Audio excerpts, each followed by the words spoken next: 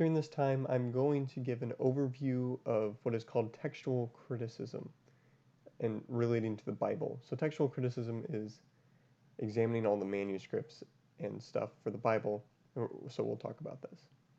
But I want to start with just saying I believe that the Bible bears the full authority of God, that it is God's word down to the very letter, every jot and tittle, and so on. But that doesn't mean that God doesn't use humans to preserve his word. And it's the same way that in order to save humans, God became human in Christ to save us. He takes on the vulnerable state of humanity to work his salvation through.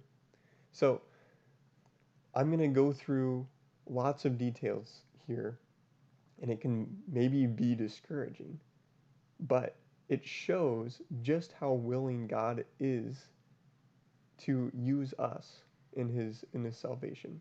So in the end, I'm giving you all these details, and I still hold to the full authority of the Word of God. So just remember that as we're going through.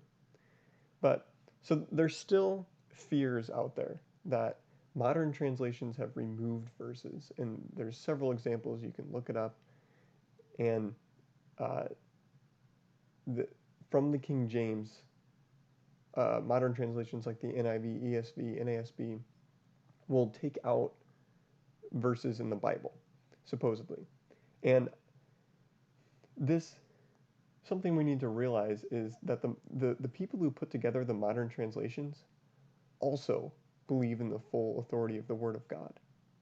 It's people like Doug Moo on the NIV board, or Bruce Metzger was big in the NRSV. And these guys are good Christians. You can look them up as well. So let's understand why they felt necessary to take those verses out of the Bible. And this is ultimately comes down to textual criticism. But so as Christians, what is our goal with the Bible? When we have the Bible, we want to get back to the original text that the biblical authors have written for us. We want to get what was the like think of Matthew writing down his gospel. We want to get when he finished and said, "All right, I want to deliver this to the churches." We want to get back to that text. The problem is we don't have that original text. Just over time, people have copied, and wear and tear and weather and so on. They were written on papyri or scrolls, or texts get old and they disintegrate. So we don't have any of the original writings that any of the biblical authors have written. But we have tons of copies. But these copies aren't the same everywhere. So here's just kind of a step by step. So think of something like the Psalms. The Psalms, there were tons of different Psalms, and they're composed in different time periods and whatever. And then eventually, later on down the road, there were updates and edits, and eventually it was compiled together, and that's what we get, our final form of the work. And then that would be the standard authoritative text for the Christian community. But then from there, somebody had to copy this. So they would, have that on one side, and they would copy.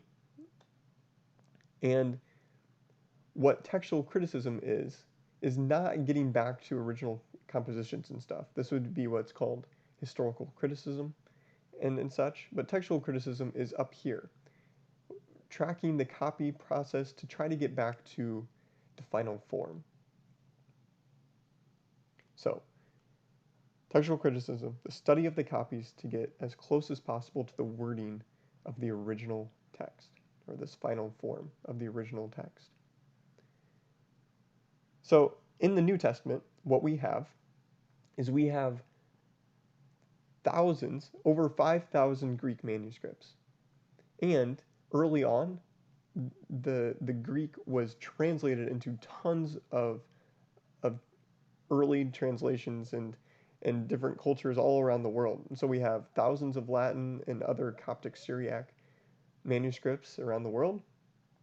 We also have quotations from early church fathers, and you can actually, cool website here is this early Christian commentary site where they have compiled all together the quotations and allusions that the church fathers have of the Bible. So if you wanted to see here, where do the church fathers cite Matthew 1:1? And then they'll give you a list of all the places that they can do it. So that's just an example of we can even kind of use, even if we lost all of the Greek manuscripts that we have, we wouldn't lose the Christian tradition because the church fathers quote nearly every verse in the Bible. But this isn't, like we can see, they never quote Ruth, it seems, or Obadiah, and we can even see some of, like, James isn't going to have quotations of everyone. So some books are less presented in the early church fathers than others, but um, same thing, that the tradition of Christianity wouldn't be lost. We still have a firm established tradition there. And then there's also many papyri were discovered later in the 1800s and 1900s and so on, that we have so much of the papyri, which is unusual, that we can reconstruct 43% of the New Testament within 125 years of when the New Testament was put together. In the Old Testament, we don't have as many, but there's not near as much variation. Something here. When the New Testament was spread, it was spread rapidly. Paul would send his letter to a church and he said, then send that letter to a different church. And has the letter that I sent to that church read in your church. And so that's what happened. Paul would send his letters out, people would copy them, then they'd send it to another church, and those churches would copy and send it to another one, another one, another one. And so the goal was to get out the word as fast as possible. That was the New Testament goal. Where in the Old Testament, it wasn't quite like that, where the text seems to be kept in the temple and protected by the authorities there in the temple, the Jewish authorities there. So it's a much more stable. There's not as many problems, I guess, but there are several. But there's just fewer manuscripts that we have, and there's just been more careful copying of the text. So we have some Hebrew texts here, the Leningrad Codex, the Aleppo Codex, and the Cairo Codex. And then in the 1950s, the Dead Sea Scrolls were discovered, and there were other Hebrew and also Aramaic and Greek books and religious texts, and these are all a lot older than the Hebrew text that we do have. And then along with that, we have ancient translations of the Old Testament that are spread throughout the world. Here's kind of a map of all the different regions that we found manuscripts and such around the Roman Empire and beyond. Okay, so next topic, we want to talk about what are textual variants. A textual variant, a textual variant is a variant reading found in at least one of the manuscripts. This needs to be clarified. It's not every difference between every manuscript. This is a common mistake people make. So to explain this, let's say that the original text said there, and then we have scribes that go and copy it, and then two of them mess up, and they write the wrong there. And then scribes copy those ones and so on, and eventually down the road, we get the third there. So with all these manuscripts, how many textual variants do we have? we only have 3. Okay? It's not, we don't count 1, 2, 3, 4, 5, 6 as there's 6 different variations from the original. No. We have 3 readings, 3 variant readings. This there, and that there. Okay, so it's not every difference between every manuscript, but it's just all the different readings that we do have from the manuscripts. And so there will be lots of claims that you'll hear something like this. We have 400,000 New Testament textual variants, but there's only 138,000 words in the New Testament. We have more than twice the amount of textual variants than we do words in the New Testament. And that's true. And actually, this number is pretty low. There's probably 500,000 textual variants, and even beyond that, there's a whole bunch of spelling. And so if you count spelling textual variants, there's even more than that. So this sounds scary at first, but we aren't just counting words of the New Testament. We need to count every word in every manuscript. If we're gonna count up all the textual variants in every manuscript and then put that against the biblical words, we need to actually count every word in every manuscript and then compare that. And when we do that, we can see that the numbers are that there's actually only 1 new variant for every 434 words in the New Testament text, somewhere around there. So that is substantially different, right? A New Testament author goes 400 words before he messes up and adds into the manuscript tradition a reading that's never been seen in other manuscripts. So 400 to 1 is pretty good, considering handwriting manuscripts. So when we look at manuscripts, we can't just count them, and we need to weigh them. The problem is not how many variants we have, but what kind of variants we have. And to judge those, we have 2 different categories. Either they're meaningful or they're viable. Okay, meaningful is that this variant has changed the meaning of the text. And then viable is that this is an actual possible variant of the original text. Okay, so there are some textual variants that we have that are viable, but they're not meaningful. Okay, those would be like spelling differences and word order differences. And these are the most common variants that we have in the New Testament.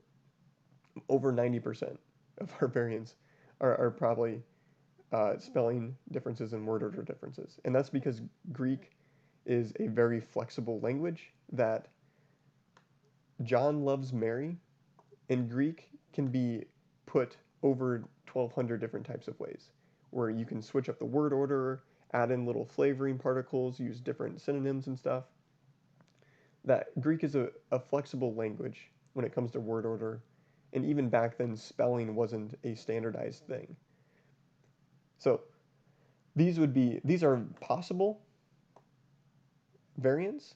They're viable, but they don't change the meaning. They don't change the meaning of the text. So we're not all that concerned about these. Then the next one here, there are some that are meaningful, but not viable. Okay, so in 1 Thessalonians 2:7, there is a textual variant that says, "We became horses among you." That changes the meaning, for sure. That changes the meaning of the text. But I am sure, I can tell you, that is not what Paul intended. He did not intend horses here.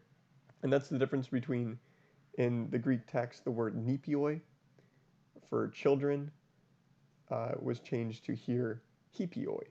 So it's just 1 letter difference. So the scribe just made a mistake.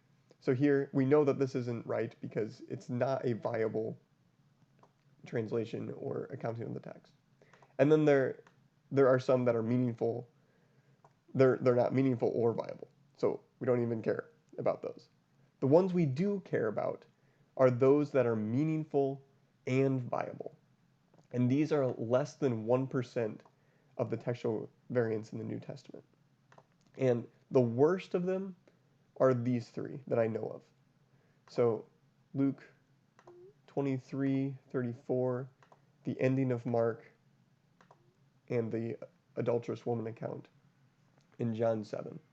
And I'm not going to go into all the details here, but I'm going to show you, I'm going to point you to this translation. It's called the New English Translation, the NET up here. And so like here, in Luke 23:34, there's question whether Jesus said on the cross, "Father, forgive them, for they don't know what they're doing." Okay? And you can see that the NET puts it in brackets, and that's just saying that there's doubt over this. But then they give a footnote explaining, here's the different manuscripts that lack it, and then here's the different ones that include it. And then they go on to say why they might have included it or why they might have dropped it, and so on. So this is a questionable one. We're not sure if it was in there or not. Another one is the ending of Mark. In Mark 16, you can see here, it's in brackets. Again, it's in double brackets because it's even less sure than the Luke passage. So here, this is, it's pretty much, it's weird. Jesus resurrects and he appears to the women, and then they went out and ran from the tomb, for fear and bewilderment had seized them, and they said nothing to anyone because they were afraid. And that's how the gospel ends. And that just seems weird. So there's been additions that, add in the Great Commission, and it talks about the signs that the apostles do. And it's pretty much just taking material from Acts and taking the Great Commission from Matthew and other material, and it's summarizing them to kind of finish out the Gospel of Mark. But it doesn't seem, there's very little manuscript support for this ending. And so, again, you can click the NET is going to have a footnote here. So footnote I, we come here, and it's going to give you all the manuscripts that support it and don't, and so on. And it'll give you a whole explanation of this. And the NET will also, so here, it's going to give you resources to follow up. If you want to learn more about this textual variant, there's been a whole book written on perspectives, four views on the ending of Mark. Okay, some people think it's original, some people think it's not. And so the NET won't just give you their view, but they'll actually point you to other views that will contradict theirs or give you a fuller story. And the last one here is in John 8, the woman caught in adultery. And this is one of the hardest ones because it's such a beautiful story. This is, whoever among you is without sin, let him throw the first stone. But again, this is an area where there's just not a lot of manuscripts. So all of these, the only papyri that we have of the Gospel of John doesn't have it, and the main manuscripts, the earliest manuscripts that we have, don't have it either. And it's very limited, the ones that we do have for this text. And so again here, the NET has a footnote explaining all of them, and then here it even gives you Maurice Robinson is someone who believes that it is original to the text, so they cite his work, and you can go follow up on that if you would like. But this is just saying there are a few instances where this changes significantly. These are huge chunks of text that are questionable. But these are the worst. These are the worst that I know of. Okay, so they're not hidden. They're right here. The NET, Christian scholars have been talking about them for the longest time. And there's even copies of in our manuscripts themselves. The scribes have made footnotes, footnote-like things saying, some of my earliest manuscripts don't really have this, but, and then they write it down. So it's not a surprise. No one is surprised by these textual variants that we have. But just to say, these do happen. And this is where modern translations drop different verses. So just knowing that, less than 1% of our textual variants are meaningful and they are viable. And there's debate whether they should be included or not. Okay, so what kind of errors do we see? We can split these into two categories, unintentional and intentional. And so unintentional are, we understand this. If you try to copy something by hand, you're going to make mistakes. You're going to skip lines, you're going to get tired, miss letters, hear a wrong word, or you hear there and you write the wrong there, and so on. And I already brought this one up in 2 Thessalonians 2:7, that there's question here of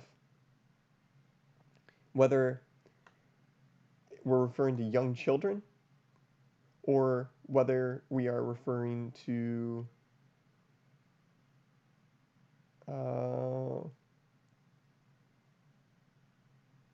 whether it's gentle. It looks like most of them, we were gentle. There we go. We were gentle among you versus we were like young children. So and the difference there is between one letter. And the words sound really similar. And we even saw how someone even put horses on accident because all three of those words sound the same. And those are just, we understand why they would make mistakes. So those are unintentional. They didn't mean to do that. But there are times when the scribe intentionally changes the text. And we shouldn't think intentional in a malicious way, but they think they're correcting the text to get closer to the original. So an example is harmonizing. So we can see in Luke, I'm going to open all of these.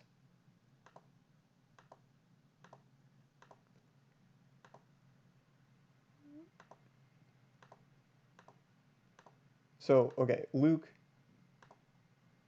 5:30 and Mark 2:10. Sometimes the scribes harmonize, okay?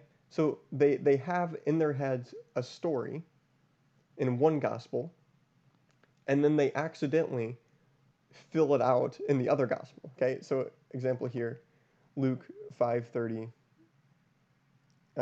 versus Mark. So we can see in Luke 5:30 it says that the scribes grumbled, "Why do you eat and drink with tax collectors and sinners?" And then in Mark it says, "Why do you eat with tax collectors and sinners?" Not eat and drink. And you can see the ESV puts a footnote that some manuscripts add "and drink."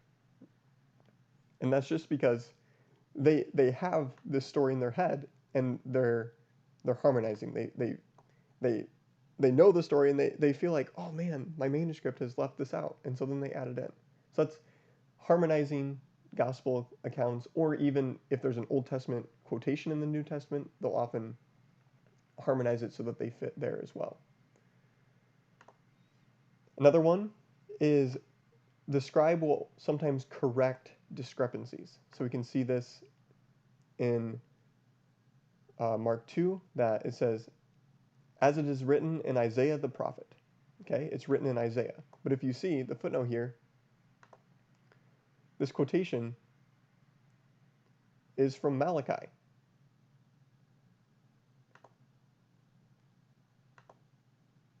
And then this one is from Isaiah.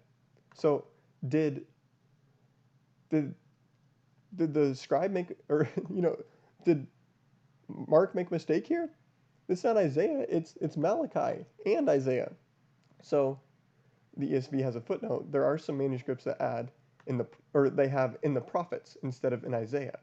And they're probably just they feel like this is a mistake in the manuscript and they're correcting this discrepancy. The next one is an explanatory gloss. So we see this in John 5:3. Uh, in these lay a multitude of invalids, blind, lame, and paralyzed. And it talks about how they wanted to go to the water to be healed. And um, there are some manuscripts that add, like it says in the King James, for an angel would come down and stir up the water, and whoever stepped in the water would be healed. But so that is just an explanatory gloss, though, explaining why were they trying to get into the water? And then this is kind of a little commentary on a possible reason why they were maybe going to the water. So we can see explanatory glosses here and there, and we'll talk about that more. Okay, liturgically motivated additions. So the Bible was used in churches early on, not surprisingly, and so there's different times where you would have a reading for one day, and then you would start a reading on the next day. And there's times when pronouns aren't clear, where if you start a new reading on the next day and it said, and he went over here, well, we don't remember who he is anymore. And so the scribes would fill in those pronouns and make sure that we knew who we were talking about. Or there's amens or doxologies added at different parts. So one of those we can see down here at the end of Philemon, there's an amen added to the end, and it's not in other manuscripts. At the end of the Lord's Prayer, most or early manuscripts here end with, and lead us not into temptation, but deliver us from evil. But then other manuscripts add the doxology here at the end, for thine is the kingdom and the power and the glory forever. Amen. So it's a liturgical addition of a doxology. And here we can see pronouns clarified here. Okay, so now when Jesus had heard that John was cast into prison, he departed into Galilee. So this is starting a new section in the narrative. And here it says, now when he. Okay, so they are adding this Jesus to make sure, or to clarify who we're talking about. Another one is fixing the grammar. And so a lot of our manuscripts are in the Eastern Empire, the Byzantine Empire, and that's where they still spoke Greek. And so they would, a lot of times those Byzantine manuscripts would kind of smooth out the Greek language. And so here's maybe just an example. So this is the Greek behind or kind of in that Byzantine tradition. So it says, this is, what man from you having 100 sheep, and he loses, right here is what I want to look at, one of them. Okay? But our earlier manuscripts say, lose of them one, which is just a kind of awkward way to render that. And so this is, they've smoothed out the grammar to make it easier to be read. And you can understand this if you are a Greek-speaking church and you're reading the Bible out loud. This will just make it easier to follow, and so on. Okay. Here's kind of the sticky one. This is, or the scary one maybe, is that there are times where the scribe changes the text for theological motivations. Okay? So, example here is our text in the King James says there are three who bear witness in heaven, the Father, the Word, and the Spirit. And it's a very clear Trinitarian formula, and hardly any of our manuscripts have it. So this is just showing the different manuscripts that had it in the editions. So the first instance is actually in the Vulgate. So this is Latin. Um, and this is kind of just giving the different witnesses that include it. But most of our manuscripts don't have this text. And so this is an example of where these few manuscripts here have added in this formula, which was probably added in early on in the tradition, and it was there as just a representative of the Trinity. But it is a later development, it's a theological addition, and we can look at all the manuscripts and see that it's not original. Okay, another one here, another theological motivation is there are times when uh, the authors felt like what was being said was blasphemous. Okay, so like here, my God, my Holy One, you will never die. Okay, and supposedly the scribes thought that the fact of God being able to die was blasphemous. We don't want to talk about that. And so there's a discrepancy here of this pronoun here. Is it you, God, will never die? Or, go to the ESV, oh Lord, my God, my Holy One, we shall not die. So they've changed the referent because they don't want this blasphemous understanding of God dying. And then another one is that there are euphemisms. An example here is in Isaiah 13:16, where you can see all of these translations say their wives are violated, their wives will be raped, wives ravished. Okay, but actually this is a complicated topic, but what was read in the Jews was actually what we can see in the International Standard Version. The wives were slept with. Okay, it's toned down the language, and the reason they read that is just for they wanted. It's hard to read their wives will be raped, and to read that in church. Okay, so they're just softening the language for the sake of reading out loud. So those are examples of the different types of errors that we see scribes making in our textual tradition. And I mean, they're all, we can see it. I mean, it makes sense why they would make these mistakes or do this. Um, and so when we gather all these mistakes together, people have noticed a trend that some manuscripts kind of make the same errors. And so they've gathered these into text families, 3 different text families. And so there's the Alexandrian text type, which in general, these are the ones that haven't been corrected as much, it seems, supposedly, but they kind of stick to the hard readings and the original readings of the text. There's the Western text type, and the D manuscript, or Codex Bezae, is the exemplar here, and they harmonize and have tons of additions in their text. And the example here is the D, the book of Acts in D is 8% longer than the other text types. And it's not like new stories or new information. It's all those like little explanatory glosses. So the D text type, it's a very early, a lot of these are very early, even some of the papyri here. But they harmonize and add lots of additions and explanatory glosses. And then most of our manuscripts are in this Byzantine text type. And the reason being, probably because the Byzantine world still spoke Greek. And even Greece today still speaks Greek.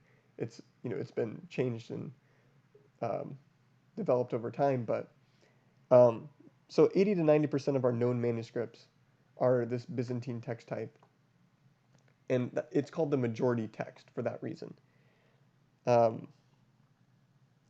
We'll talk about the Textus Receptus, but the Textus Receptus stems from this text type, and it becomes the majority from the 7th century onwards. So just to say, it is our majority of manuscripts we have today, but early on, it wasn't the majority before the 7th century.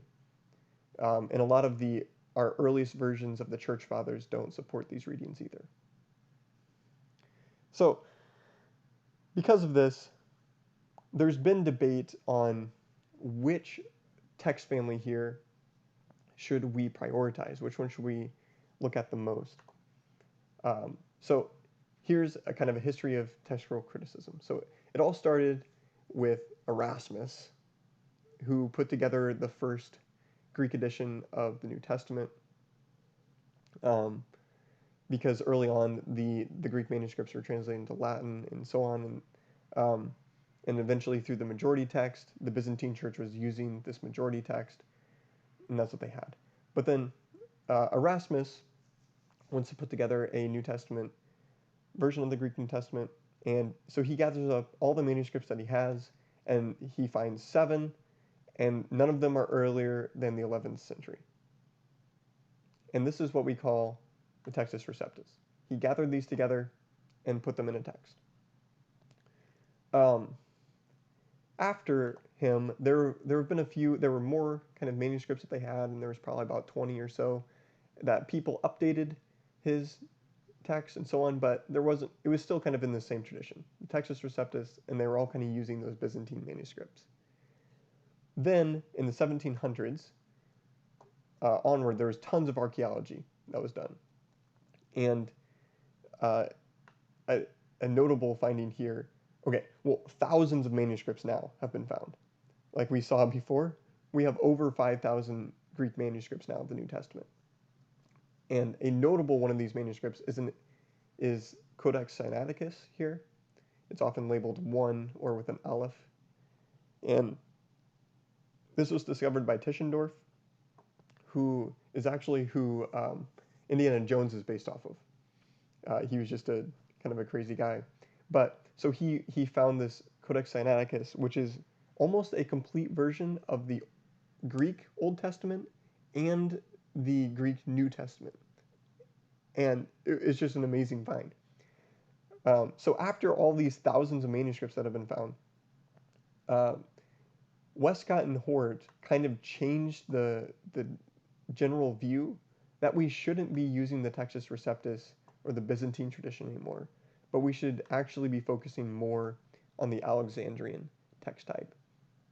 And that's been they convinced most of scholarship, and that's kind of what we have today.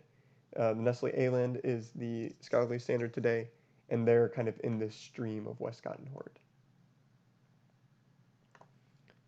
Just a quick, for the Old Testament, we have the Dead Sea Scrolls that were found in the 1950s, and there are editions today that are kind of adding those findings in as well.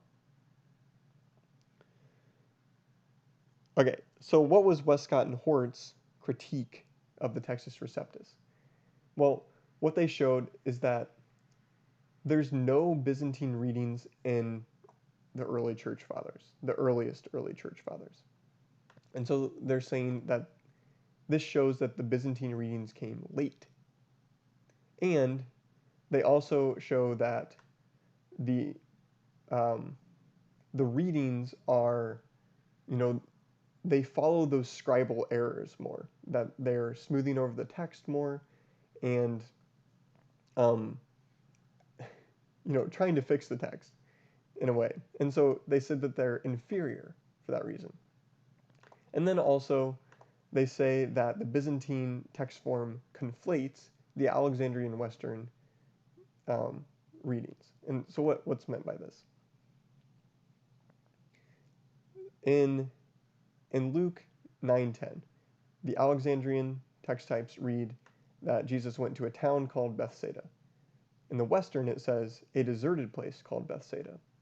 And then the Byzantine takes those two legs and it conflates them together and says deserted place of a town called Bethsaida. So this is why they say the Byzantine text is secondary. So coming back here, Westcott and Hort's critique is that the Textus Receptus is late, inferior, and secondary. And that's what convinced scholars to switch over. But we'll talk about this a little more. This has proven to be a bit simplistic. So there are still proponents of those who want to follow the Byzantine text type. And there's different arguments, and one of them is the doctrine of preservation. Okay, God inspired his word, so he's going to preserve his word, and he's going to make his word accessible. And you would think he would make it accessible to the majority of Christians. So we should look at, what do the majority of our manuscripts have? The problem with this, well, okay, that's just one. Second one is that maybe having a lot of manuscripts later means that there were a ton earlier on. Okay, maybe these were the most copied manuscripts, and that's why we don't have so many early on, that they were worn out from use. And another critique here is that the Alexandrian the text that we have today, which is based off the Alexandrian, and it's kind of a hodgepodge of different readings based off of manuscripts here and there, that this was never used by a historical community in all of the history of a church.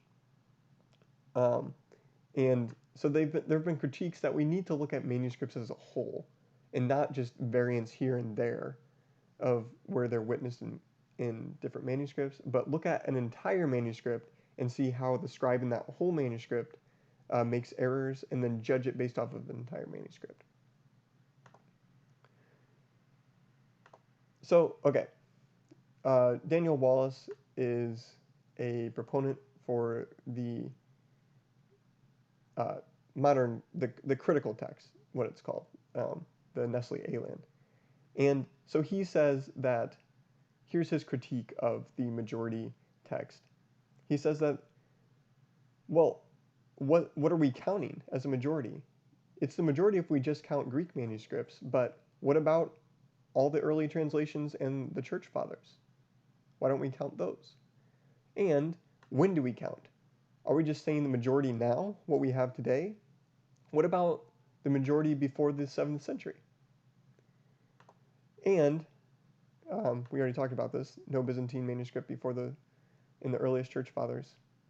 And he also says that this is kind of an a priori position, that it's more of a, this is how we think God should work. He should preserve the text, but it's not really based off of the evidence that we do have. So those are kind of his critiques of the majority text position. Okay. And so Maurice Robinson is kind of the guy who follows, he's the main proponent of the majority text today. And Daniel Wallace would be a good guy to look into for defending the critical text. And you can go look into them. But so when we come across a variant in the biblical text, the main principle for deciding which one is original is this. We want to prefer the variant that best explains the rise of the others. That's the foundational variant, okay?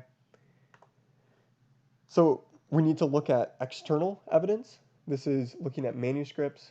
So we want to look at which manuscripts are oldest, which ones are widely distributed, and which ones are from the best manuscripts. Right, makes sense. Internal, we want to prefer the shorter reading, since scribes tended to conflate and add on or add explanations. We want to prefer the harder reading, again, because scribes want to kind of fix things.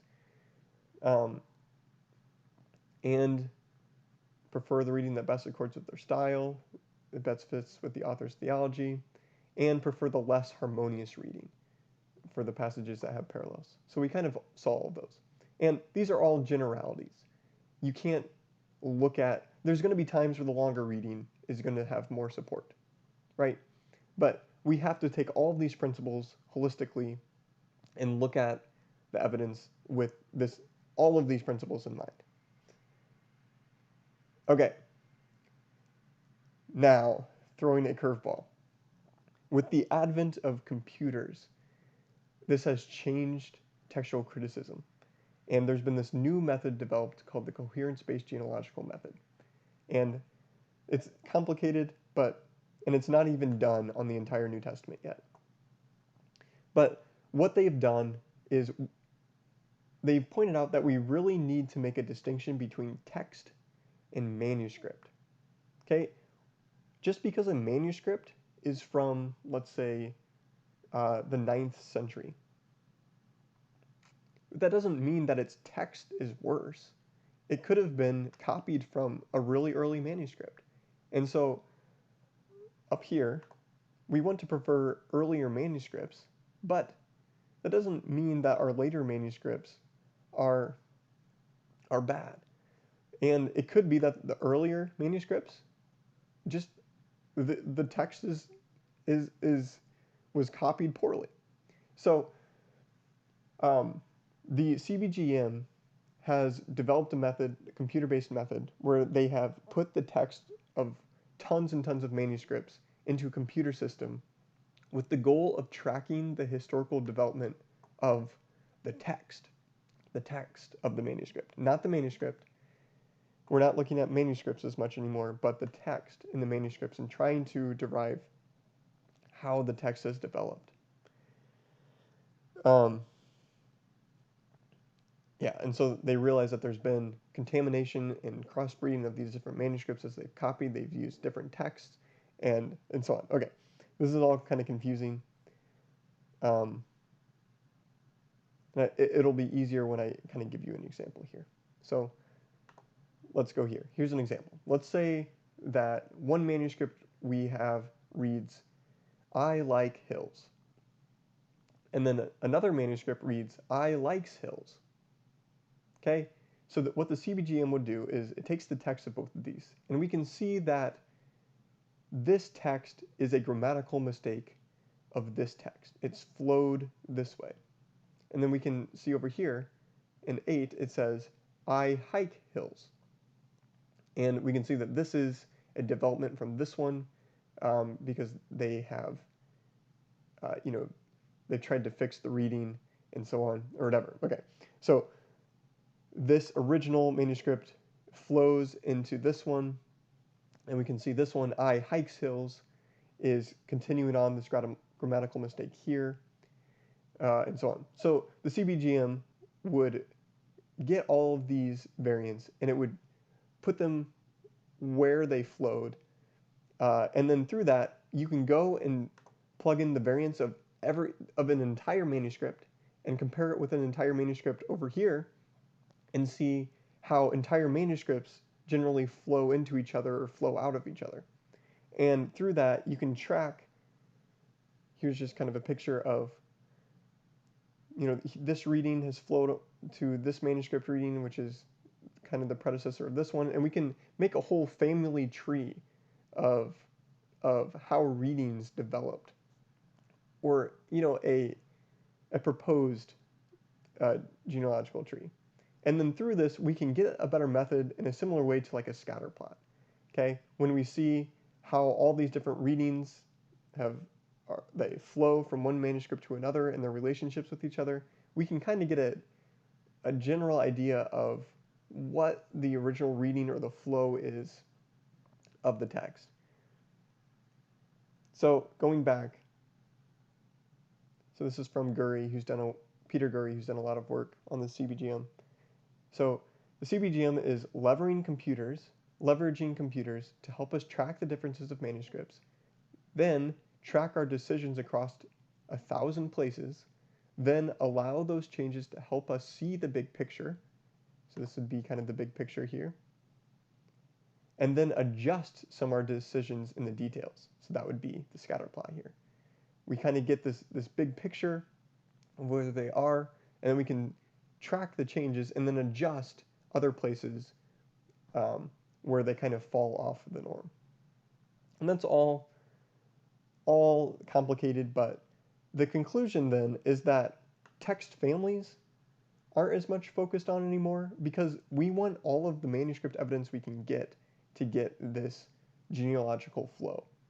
And so they don't talk about text families as much as different layers of, um, like here would be the first layer, this would be the second layer, and the third layer. So different layers of development in the text. And they are looking at textual variants across entire books and not in just specific places. And because of this, the Byzantine text is taken into consideration a lot more.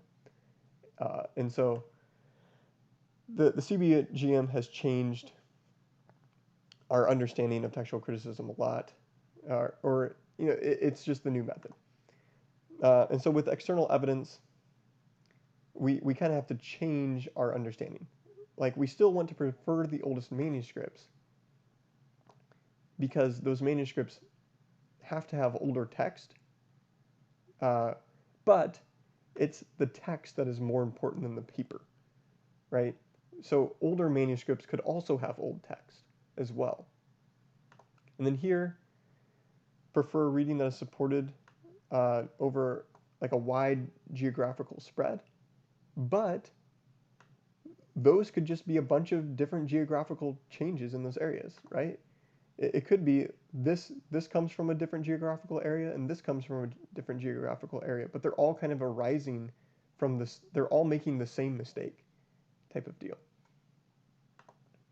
And the last one here, prefer the reading that originates from the best manuscripts, but we know that manuscripts have mixed quality and so on, and it's better. We want all of those mistakes to actually help track the family tree of mistakes, and they can help us get back to the original reading. So when this can sound scary when we talk about all these differences, but it's really not all that significant. Through textual criticism, there are no essential doctrines lost. Even our worst manuscript, you take the D manuscript with all the explanatory glosses and additions, and you can still get the Christian tradition and Christian doctrine out of that. It's not as if we've lost anything. The only thing is maybe the snake handling and the ending of Mark. People have taken that text in bizarre ways. But okay, textual families. So the difference between the Byzantine text type and the Alexandrian text type is 4%, probably, about somewhere in there. That 96% of our traditions are exactly the same, and that might be scary. That 4% is different, but really, how much of the New Testament does it take to get the point that Jesus came and died for our sins, right?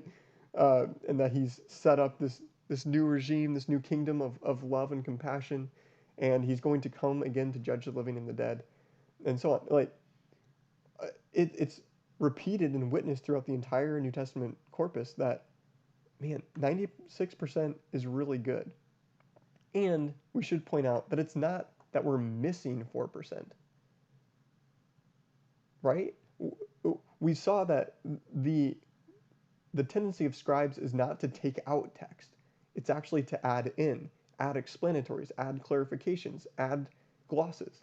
So this is actually, we have 104% of the text. And we're just trying to figure out what was the original. So we aren't missing anything. We have it all in our manuscripts, and we have thousands of manuscripts, and they've just confirmed this to the point that in 1998, this is Bart Ehrman, who's an agnostic textual critic, and I'm going to read his quote here, and you can follow up on his article here. So this is a review. So after the coherence-based method was done on the book of James, and they published their findings. And this is what he says. Textual scholars have enjoyed reasonable success at establishing, to the best of our abilities, the original text of the New Testament. Indeed, Barring extraordinary new discoveries, for example, the autographs, that's, you know, the original writings of Matthew, Mark themselves, or phenomenal alteration of method, is virtually inconceivable that the physiognomy of our printed Greek New Testaments is ever going to change significantly. The reality is that we are unlikely to discover radically new problems or devise radically new solutions. At this stage, our work on the original amounts to little more than tinkering. There's something about historical scholarship that refuses to concede that a major task has been accomplished. But there it is. Okay? Bar Ehrman himself thinks we've gotten back to the original as good as we're ever going to get. It's done, it's accomplished. And even this is him saying this.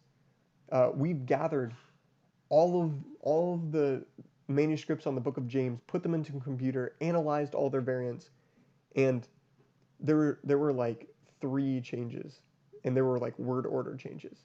They hardly changed the text at all. And that's the Book of James, which we looked at was one of the less represented texts, or we have kind of the fewest manuscripts and early church father quotes of that text. And even with all of this new evidence and technology, very little has changed. And to the point that Bart Ehrman says, you know, we're done. We have done all of our work to find the original, and we need to move on from trying to find the original onto, in this article, we'll talk about using this textual development to figure out how Christianity was understood over time and so on. So scholars are going to continue the work of using the computer method to get the entire New Testament done, but from what has been put out so far, very little change has come about in the text. So just to talk about what Greek Bibles are out there today. So the INTF, which is a center in Germany, has put out the Nestle Aland, which is the standard scholarly edition that's used, and it'll have the apparatus is like the footnotes. It has a lot of footnotes on manuscripts and what manuscripts support what reading and so on. But they're also the ones that put out the ECM, which is putting together the computer findings into, this is going to be, it's multiple volume work. And it has pretty much every manuscript and reading that supports different readings. So this is overkill. This is what Bart Ehrman was reviewing here, the ECM on the Book of James. So those are kind of the standard scholarly editions. Other than that, there's the UBS, which has the same text as the Nestle Aland, but it's more purposed for translators. So there's less variance, and it comes with other helpful guides and commentaries to help translators pick the original reading. And then there is the SBL. This was edited by Michael Holmes. And the cool thing about this is that it's freely available. This is one you can find online for free. It's similar to the Nestle Aland, but it'll be different at differing parts. So you can go look at that, and there's an introduction there. Another one, the Tyndale House Greek New Testament, came out fairly recently. And this is put together by evangelical textual critics. And something they tried to do is they tried to retain early spellings, so they didn't standardize the spellings. And they also tried to do early paragraphs. So in manuscripts, in early manuscripts, they have paragraphs at times. And so they tried to keep the earliest paragraphs that we have in our manuscripts. And their apparatus is more concise. It has fewer than the NA28. There we have the Textus Receptus online. This is the Greek text behind the King James, as we saw. Um, but it doesn't seem the King James diverts from the textual or from the Textus Receptus in 190 places in some people's count. So they didn't. The King James was doing textual criticism themselves. They didn't just rigidly follow the Textus Receptus, but they tried to get back to the original with all the text that they have. So they didn't rigidly follow the Textus Receptus, but they were doing textual criticism themselves. But you can find the Textus Receptus online for free. Another one here, Robinson Pierpont. They have put together a Greek text following the majority text. So they have listed all the variants between Byzantine texts and where they differ from the Nestle Aland. And this is another one that's free online, free to copy and distribute. We didn't talk about Hebrew as much because the issues are less complicated. But with Hebrew, there's also different editions. So the BHS is the one that's commonly used. It's based off of the Leningrad Codex. And it also includes Qumran, but it puts it in the footnotes. It still uses the Leningrad Codex's text in the text, and it puts where the Dead Sea Scrolls is what Qumran is referring to, where that differs from the Leningrad Codex. And then the BHQ is a revision of the BHS. It's kind of the same idea, except they're adding in all of the new archaeological findings that have come about. And then these are just different works that are, all these are still in progress. The BHQ is in progress, this HUBP is in progress, and the HBCE is in progress. So this one, it's based off of a different codex. It's based off of the Aleppo Codex instead of the Leningrad. And then this one is going to be eclectic, meaning it's not going to base itself off of just one text, but it's going to be more of a modge podge of what they think the best reading is. And then there's also Greek Old Testaments. The common one is Ralph's LXX, which you can find free online. But there's the Göttingen Septuagint, which is in process or still.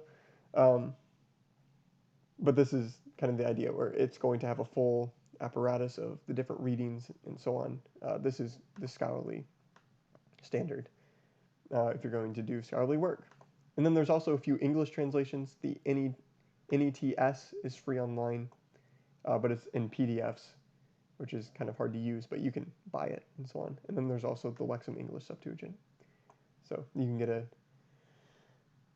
English translation of the Old Testament, the English translation of the Greek Old Testament. So I'm not going to go into these, but there are tons of free online ways that we can search different textual variants. One here is if you want to see how the King James text is different from our modern translations, there's this really helpful website here where you can just go to whatever text you are studying and scroll through, and it puts the Textus Receptus on the left and the critical text on the right, and it'll show you where there are differences. And you can go and look yourself and see how significant these differences are. Most of these are pretty insignificant. I mean, rarely does anything come up in the majority of the text. And here, which worship God in the Spirit. And this one says, which worship in the Spirit of God. Is that going to change your theology? No, not really, right? So this just is a helpful tool for, it highlights where the differences are. And then we already looked at the NET has awesome footnotes explaining things. The SBL is free online, and it has a little apparatus that you can look at as well. And we saw the INTF, the institute that puts out the scholarly editions. You can actually go onto their website here and see all the apparatus is free online here. So here's the different readings with the different manuscripts, and you can go, I mean, go verse by verse, and it's going to tell you uh, which readings have what. So no one's hiding anything. You can go find this. Most of it's free online. And even if you want to, to get really in depth here, um, you can go and look at the manuscripts themselves. So here, let's just do a search for Mark 1:1. This is the Center for the Study of New Testament Manuscripts, and they're trying to digitalize all the manuscripts online. So here's the oldest manuscript. This is Codex Sinaiticus that Tischendorf found, and you can look here at the text. So let's zoom in here. Here's an example of a textual variant. So in Mark 1:1, Archi tu evangeliu Iesu Christu que okay, goes on. In the beginning of the gospel of Jesus Christ. And you can see up here, the scribe adds in, he's like, oh shoot, I made a mistake. He adds in Son of God. So that's an example where the scribe went back and he had to kind of put in a little addition there because he forgot to put it in. So this is just an example of textual variant and what it looks like in the manuscripts themselves. But so you can go look at the manuscripts themselves if you want to look into that. And then in the Old Testament, the main source here, I mean, you can look at most modern translations are going to have footnotes that just say some manuscripts say this, other readings say this, and so on. The NET is going to give you a much fuller explanation. And then you can look at the Septuagint online in the NETS. There's also English translations of the Vulgate, which is the Latin, of the Targums, which is the Aramaic, and of the Samaritan Pentateuch, which is a whole other story in itself, but it's all there free online.